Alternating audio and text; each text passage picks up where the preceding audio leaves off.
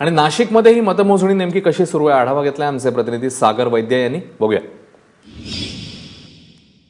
काँग्रेस आणि भाजपची प्रतिष्ठा पणाला लागलेल्या नाशिक पदवीधर मतदारसंघाची मतमोजणी नाशिकमध्ये सुरू झाली आहे.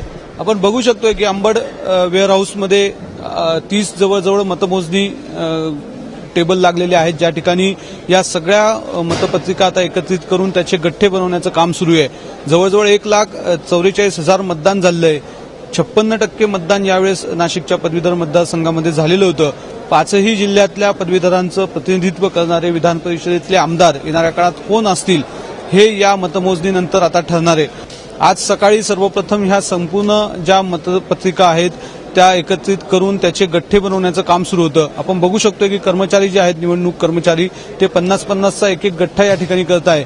सर्वात पहिले जे आहे ते पसंती क्रमांकाचं 1 नंबरचं जे मत आहे त्याची मोजणी केली जाईल.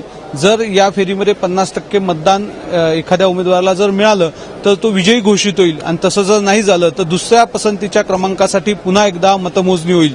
पहिल्या पसंतीत जर हे सगळं 50% मतदान एखाद्या उमेदवाराला होऊ शकलं तर आज रात्री 10 वाजेपर्यंत या मतदारसंघाचा निकाल अपेक्षित आहे. परंतु दुसऱ्या पसंतीच्या क्रमांकावर जर गेलं तर उद्या सकाळ किंवा दुपारपर्यंत या निकालाची वाट सगळ्यांना बघावी लागेल.